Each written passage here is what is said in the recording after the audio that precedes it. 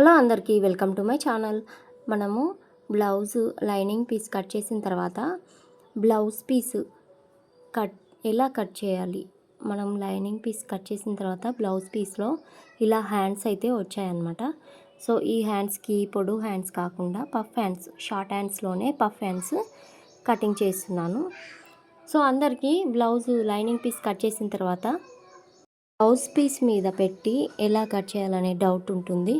So చూడండి, ముందుగా నేనైతే ఈ lining piece blouse piece cut చేశాను కదా, దీనికి సైడ్ జాయింట్లు కూడా పడ్డాయి.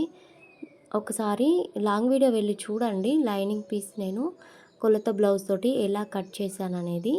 సో చూడండి, దీంట్లో హ్యాండ్స్కి కూడా సైడ్కి అతుకులు అనేటివి పడుతున్నాయి. సో ఇందులోనే మనకు మిగిలింది కదా, సేమ్ అదే క్లాత్ హ్యాండ్స్కి ఫుల్గా వర్క్ వచ్చేసింది కదా. సో సైడ్ జాయింట్లు కూడా మనం మామూలు క్లాత్ పెడితే బ్లౌజ్లో ఉంది బాగుండదు అనమాట. సో ఇదే క్లాత్లో మిగిలింది నేను ఇలా పఫ్ హ్యాండ్స్ కట్ చేశాక మిగిలింది చూడండి, ఆ మిగిలిన దాన్ని ఇలా అడ్జస్ట్ చేసుకుంటూ నేను సైడ్కి జాయింట్లు అనేటివి చేస్తానన్నమాట. సైడ్కి అతుకులు ఉంటాయి కదా, సో అతుకులను ఇలా జాయింట్ చేస్తాను. బ్లౌజ్ పీస్లో కూడా అతుకులు వచ్చాయి. సో మరీ పెద్ద సైజు కాదు, మరీ చిన్న సైజు కాదు. సో అతుకులు అనేటివి వచ్చేసాయి అన్నమాట హ్యాండ్స్కి కూడా.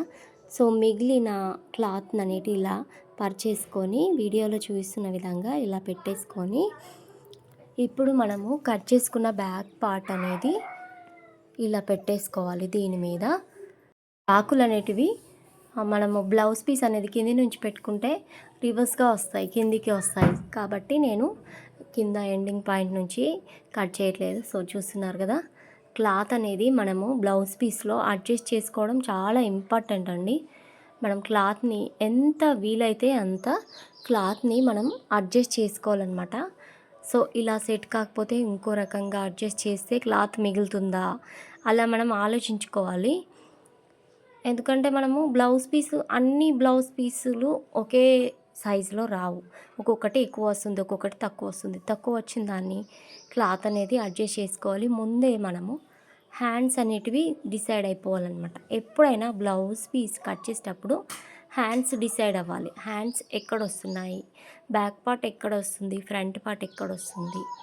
బ్యాక్ పార్ట్లో ఇలా ఏమన్నా లీవ్స్ డిజైన్స్ ఉంటే అవి పై వైపు వస్తున్నాయా, మర్చిపోయి ఇప్పుడు నేను ఈ బ్యాక్ పార్ట్ని కింది సైడ్ పెట్టేసి కట్ చేశానంటే ఈ లీవ్స్ అనేటివి డౌన్లో చూపిస్తాయి. మనకు బ్యాక్ పార్ట్ వెనకకు ఈజీగా కనిపించేస్తుంది అనమాట. ఈ లీవ్స్ డిజైన్ మొత్తం కిందికి కనిపిస్తుంది. సో ఆ మిస్టేక్ అస్సలు చేయొద్దు.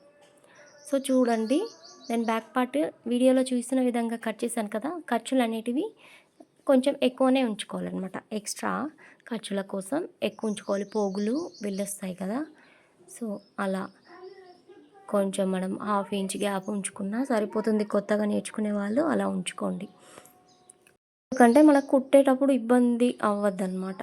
సో కొంచెం ఖర్చు ఎక్స్ట్రా ఉంచుకుంటే మనకి ఈ బర్డెన్ అనేది ఏమి ఉండదన్నమాట. ఇంకా చాలా ఈజీగా స్టిచ్చింగ్ అనేది చేస్తాము. సో నేనైతే గ్లూ పెడతాను, ఒక్కొక్కసారి అలాగే స్టిచ్ చేస్తానన్నమాట. అర్జెంట్ ఉంటే గ్లూ పెట్టి ఐరన్ చేసేస్తాను. ఎక్కువ మట్టుకు గ్లూ పెడితేనే మనకు స్టిచ్చింగ్ అనేది తొందరగా అయిపోతుంది. సో చూడండి, ఫ్రంట్ పార్ట్లో లీవ్స్ అనేటివి కింది సైడ్ వచ్చాయి అని మీరు అనొచ్చు. సో కింది సైడ్ వచ్చినా మనకు ఫ్రంట్ పార్ట్లో ఎక్కువ కనిపించవు కదండి. సో అందుకే అలా చేశాను. ఎందుకంటే ఈ షేప్ అనేటివి మనకు ఎక్స్ట్రా మనకు 4 రావాలి కదా, అందుకే నేను షేప్ బెల్ట్లు కింది సైడ్, ఈ ఫ్రంట్ పార్ట్ తీసిన తర్వాత కింది సైడ్ ఇంకో 2 షేప్ బెల్ట్లు అనేటివి వస్తాయని ఫ్రంట్ పార్ట్ని ఆ రకంగా పెట్టానన్నమాట. సో చూడండి, ఒక సైడ్ షేప్ బెల్ట్ రెడీ అయిపోయింది. నేను ఎప్పుడు షేప్ బెల్ట్లను 3 కుడతానమాట. లైనింగ్ పీస్కి, బ్లౌజ్ పీస్కి 2 ఉంటాయి, లైనింగ్ పీస్ ఒకటి ఉంటుంది. ఒకవేళ బ్లౌజ్ పీస్లో మనకు షేప్ బెల్ట్ అనేటివి రాలేదనుకో, లైనింగ్ పీస్ 2 పెట్టేస్తాను. బ్లౌజ్ పీస్ పైన కనిపించే ప్లేస్లో ఒకటి పెట్టేస్తాను అనమాట. సో చూడండి, ఇలా పెడితే మనకు ఇటు సైడ్ క్లాత్ అనేది వేస్ట్ అవుతుంది కాబట్టి ఈ ప్లేస్ మనకు హుక్స్ పార్ట్కి పనికి వస్తుంది కాబట్టి నేను మళ్ళీ ఇటు సైడ్ పెట్టుకొని అన్నమాట. ఎవరైనా ముందుగా కట్ చేసే ముందు 1కి 2, 3 సార్లు మనం క్లాత్ అనేది ఎటు సైడ్ పెడితే ఎక్కడ క్లాత్ మిగులుతుంది అని చూసుకోవాలన్నమాట. అలా క్లాత్ మిగులుతుంది అని చెప్పేసి మనము ఏదో తోచినట్టు కట్ చేసేయొద్దు. మనకు కరెక్ట్ కట్ చేస్తున్నామా లేదా అనేది ముందు చూసుకోవాలన్నమాట. క్లాత్ మిగులుతుందని మళ్ళీ తప్పులు చేసుకోవద్దు. సో ఈ blouse lining piece full video ఇంకొక నా ముందు వీడియోలో ఉందన్నమాట. ఒకసారి చూడండి వెళ్ళి. సో బ్లౌజ్ పీస్ అయితే కటింగ్ పూర్తయిపోయింది.